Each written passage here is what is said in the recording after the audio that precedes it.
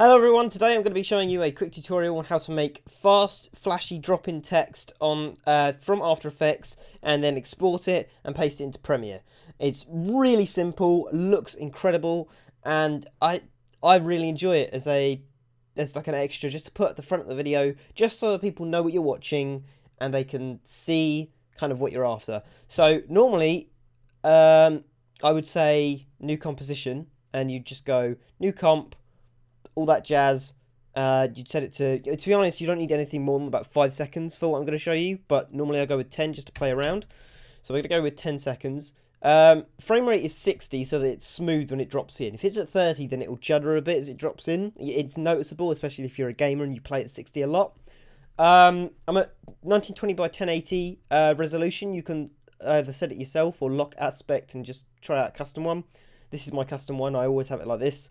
After Effects always remembers your settings as well, which is useful. So yeah, all of that. If you want to just copy it, then you do your thing. Comp, it just doesn't matter. You can just call it comp 1. I normally do anyway. We hit OK. I'm just going to get up my Chrome tab here. You can see I've searched H1Z1 PNG. Now H1Z1 PNG, if you just put H1Z1, I'll just show you quick. Just put H1Z1. Alright. It takes its time. So you're going to get loads of photos with the text that you're probably going to have to crop out yourself, and that's going to be a pain in the ass. What you want to do is you just go H1Z1 PNG. There we go. You see it's got that checkered background behind it? That means that it's a PNG and that you can literally just save that, and the background is already edited out for you. So we're going to save it to... we'll save it to desktop just for now. Test. There we go. Save that. Folder. My folder is on my other monitor, so sorry you can't see that, but there's a reason. So we'll just drag that in. There we go. Got a project. So here's our text. Now you don't want to, if you want to, with footage, if you wanted to do this with footage, what you would do is you would right click and you would say, where is it? Create new comp from selection. So if you wanted to do an entire clip, which sometimes I do, and you wanted to drop it into the screen, you can, I mean, it's easy to do that, but I would just create a new comp from the clip you're doing, not just drag it into another composition, because that composition might be the wrong size.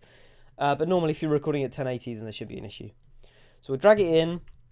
We've got H1Z on this size. We'll stretch it out a little bit. If you want to stretch the image out, you just hold shift down your keyboard. I don't know what it is for Mac, but I'm sure you could probably work it out. And you could just drag it out like that by holding the corner. If you don't hold shift, you get this, and you can just resize it. So now down to the motion stuff. What you need to do is you need to click motion blur, obviously, and then on here, now a lot of people don't realize you have to do it twice. You have to then confirm that this is going to be affected by motion blur, because sometimes you'll have two things on the screen and you only want one of them to be affected. So what you do is you click that one and then you click the selection box as well. Now we go into transformation. So right now, that's where we want the H1Z1 to be on our screen. So we'll drag it to 1 second, and we'll just position, scale, do a little bit of rotation as well. And then here, we'll bump the rotation up to, oh, I don't know, 15. Take it like that. Scale it to, I normally go for around 3000, maybe more, depending on the picture. Like that. Okay, yeah, we can go a little bit more than that, so that the picture's not there anymore. And you might be thinking that's going to look horrible when it comes in. It's so fast when it comes in that it doesn't really matter. And then position-wise, I only really do position if, say, it's the GTA logo and there's not really a hole in the middle of the GTA logo. You can just do the position, so you can position it to where there is a hole, and then you can kind of just like have the text zoom past the screen without having to do any fades or anything. But if you did feel like doing that, you can just set the opacity as well. So right now my opacity is 100%. So the text is going to drop down.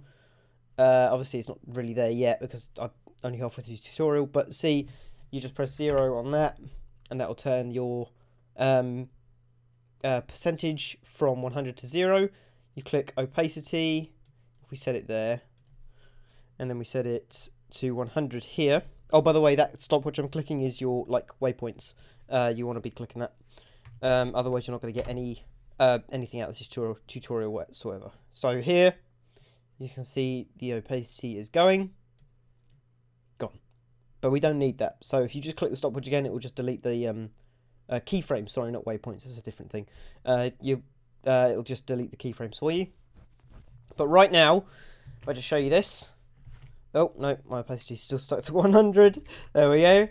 I'll just show you this. You see, it'll just very slowly drop in. Obviously, it's got to render through.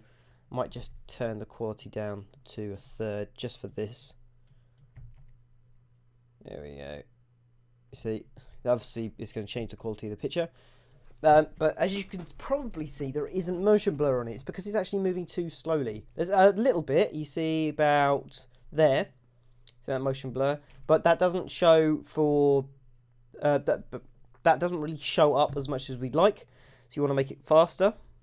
So just go bump it back up to full quality just for this, because I prefer to edit in full quality. And we'll bring this back here to ½ a second. So it's going to take ½ a second for the text to go bang and drop in, and then it'll be there. So this should, it'll take a minute, but they should just drop in and it'll be there. But I tend to edit music to this. But if you guys have watched my videos, you'll know that I tend to edit different music, and then it's normally like the drop. So say it was some dubstep or something, or like the drums kick in and a rock song of some sort. They tend to kick in as soon as the text hits down. But if you want to add some sound effects or something to it instead, you can do. But I don't normally do that in After Effects because After Effects is terrible for editing audio. It's really, really bad. So you see, you got your text in there. Now there we go. Right, so now, what I like to do sometimes is I like to actually bring the text in, and we come a couple of frames this way. You see how that's juddering, not smooth anymore? That's flicking from frame to frame. So there we go. So we'll have that frame there. Actually, no, I'll have it there. We'll bring the scale back up. So what is that? 168. So we'll put it at 173. Over 173. Jumps back up. A couple of more keyframes that way. Goes back down to 168. So when it hits the ground, it hops. Whoop. There we go. You see that? Kind of jumps. Now you can, I'm not going to fool around a lot with this because I don't tend to add it into my videos, but you can stretch that out and do all sorts of stuff with it. So if you wanted to pause the tutorial now and fiddle around with that and get it the way you want it, then that's fine. But for me, just doing that, just having it, it's barely noticeable, but your brain registers it and it looks smoother. I see a lot of people that make these drop intros that are really, really slow, and then suddenly bang, it's just there. That for me, that looks quite naff. It looks like you've just gone, oh, that'll do, and leave it. Now, I know I just said that'll do for the jump, but that's only because this is a tutorial. If this was for one of my videos, I'd get it the way I like it. But that's just my preference. So you're going to want that on the screen. I normally go up to about 4 seconds. By this point, you want to bring the scale down to about, let's say 150 if it's a 168, like that. Let's just have a look-see at that. So yeah, it's now dropping into the screen. What I tend to do is put some footage behind that, or like the people that are in the video with me will start talking. We'll all start talking, having a laugh. And then we go from here to about there. Let's see, how many frames is that? Yeah, that's what, 5? 1, 2, 3, 4, 5. Yeah, good guess. And then yeah, about 5 frames in, we'll set the rotation. That's good. That's a good point. So there, we set the rotation to 0, and then 5 frames later, we set it to, we're going -15 because we spun it the other way last time, and then we'll just do 0 on that scale. So there we go. So then it will spin and zoom out like this, like that. And that is it, ladies and gentlemen. It drops in. Oh, it's a bit laggy. Play that again.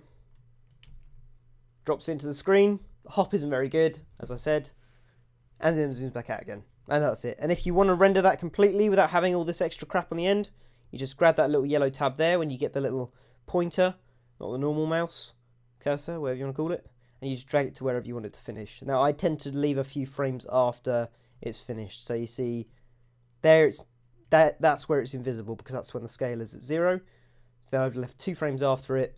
But when you're watching the video, that's barely noticeable. If you do need to edit something to that drop at the end, then you can get very precise and edit all the way into where it cuts. But I tend to put a couple of frames just at the end, just for safe measure, so I don't cut any of my footage out. But that is it. H1Z1. You can do that with any text. You can Google GTA PNG. Let's get this back up. You can Google, I don't know, what was I looking at earlier? Justin Bieber PNG, nice. Just Cause 3 logo PNG. You see? No background. Obviously, that wouldn't look very good because it's quite long.